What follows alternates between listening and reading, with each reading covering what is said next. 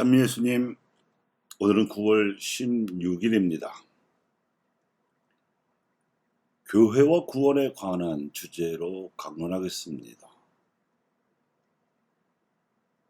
오늘은 아직 로마 제국이 그리스도교를 박해하던 이른바 카타콤베 교회 시절에 교황으로서나 주교로서 이단을 거슬러 신앙 진리를 지키다가 치명한 성 고르넬리오와 성 치프리아노, 이 두 분의 초기 교회 순교자를 기억하는 날입니다.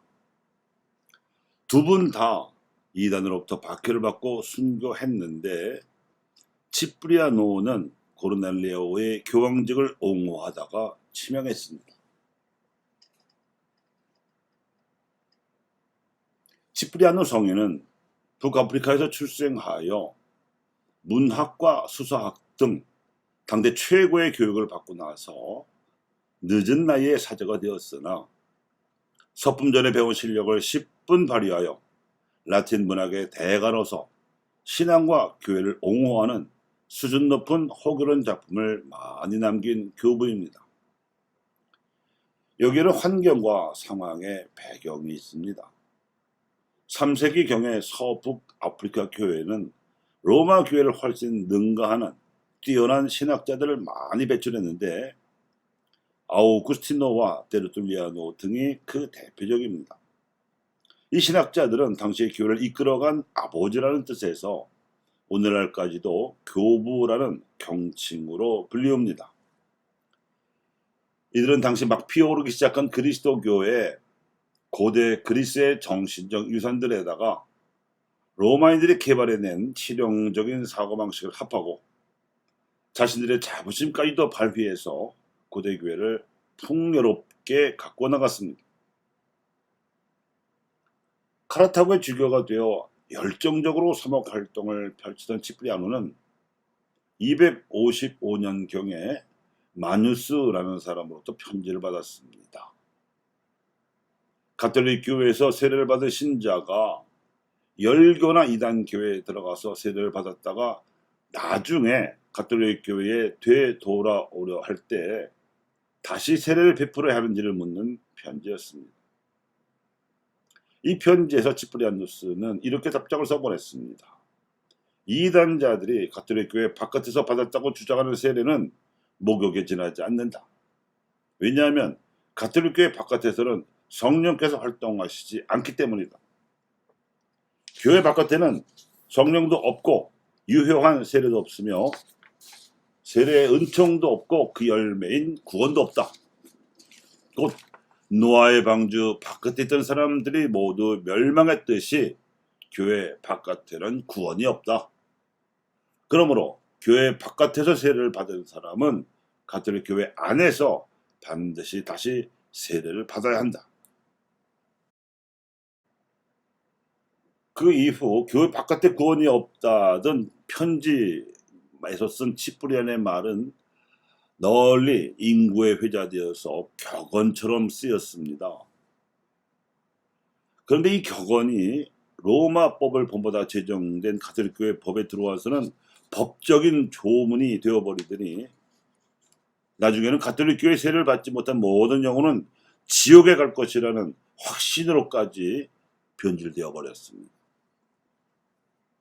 영화 미션에 나오는 선교사들이 그 오지에서 평화스럽게 살던 원주민들을 목숨 걸고 찾아가서 복음을 전했던 동기가 바로 단 한 사람의 영혼이라도 가톨릭 교회 세례를 주어서 구원시키겠다는 거였습니다.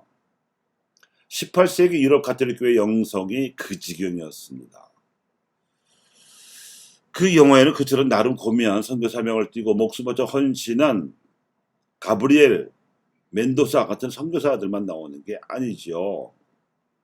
가톨릭 신자라면서 스페인과 포르투갈을 대표한다는 외교관들이 겨우 원주민들을 짐승처럼 사냥해서 노예로 팔아버리는 악행을 버젓이 저지르는 장면도 나오고, 또 그들 나라의 힘에 비해 교황청의 힘이 약했는지 기껏 현지에 파견된 추기경은 진실을 뻔히 확인하고도 그들이 사악한 노예 사냥꾼들에게 희생당하다 끝내 몰살당하는 것을 그냥 두 눈 멀뚱멀뚱 지켜보고도 교황청에 달랑 편지 한 통 써서 보냅니다. 선교사들은 용감했다고 말이죠. 원주민에 대한 언급은 한마디도 없이 말입니다. 그리고 원주민 아이들은 선교사들에게서 받은 금 도금한 십자가와 바이올린을 강물에 내버린 채 밀림으로 들어가 버리지요. 이게 굉장히 상징적인 장면입니다. 원래 밀림에서 평화스럽게 살던 그들을 나오게 한 사람들은 선교사들이었습니다. 강물에 내버려진 십자가와 바이올린처럼 이 어처구니 없는 확신의 만행도 강물에 처박혔고, 더불어 유럽 백인 우월주의를 반영한 제도주의적 교회관도 쓰레기가 되고 말았습니다. 그래서 제2차 바티칸 공회부터는 이 말을 아주 조심스럽게 씁니다. 제도적인 의미의 교회만이 아니라 사랑을 행하는 모든 이들을 다 품은 영적인 의미의 교회라는 뜻으로 쓰게 되었습니다. 그래서 치프리아노의 말은 틀림이 없으되 교회라는 영역을 더 넓게 보게 된 것이죠. 교회를 복음적 가치가 실현되는 영역으로 이해하시면 틀림없습니다. 치프리아노의 말이 현실성을 얻으려면 그 교회는 사도직의 중심이 되는 공동체여야 합니다. 기복신앙의 대세인 공동체로는 어림없지요. 교회 여러분, 우리가 행하는 사도직은 교회를 현존시키는 활동이요, 복음적 가치를 증거한다는 점에서 교회를 확장하는 활동입니다. 이미 사도직을 행하는 사도들의 삶 자체가 부활을 증거하고 있는 것입니다. 교황청이 교회 중심이 아니라, 본당이 교회 중심이 아니라 사도직을 행하는 모든 현장, 가정, 직장, 사회 모두가 교회의 중심들일 수 있습니다. 마치 수많은 동심원들이 호수에 얼마든지 가능하듯이 그렇습니다. 사랑의 돌멩이를 세상이라는 호수에 던지기만 하면 그 세상이라는 호수에서는 사도직이 생겨나고, 사도직이 생겨나기만 하면 그 사도직을 중심으로 사랑의 파문이 일파만파로 퍼져나갑니다. 그래서 사도직이 교회의 중심입니다. 사도직을 행하는 모든 그리스도인들이 부활의 증인입니다. 그것이 교회의 중심입니다. 간판에 교회라고 써붙였다고 해서 다 교회가 아닙니다. 사도직이 행해져야 교회입니다. 또 그 사도직을 행하기 위한 성체성사가 봉헌되어야 예수님의 유언을 계승하는 진정한 교회입니다.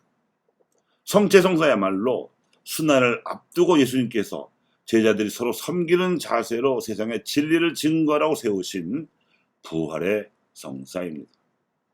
서로 섬기는 자세와 세상에서 진리를 증거하는 일이 십자가일 수도 있겠으나 그 십자가는 부활하신 예수님의 영이 불어넣어 주신 부활의 힘으로 능히 짊어질 수 있습니다. 교회 여러분, 성체성사와 사도직이 있는 한 교회 안에 구원이 있습니다.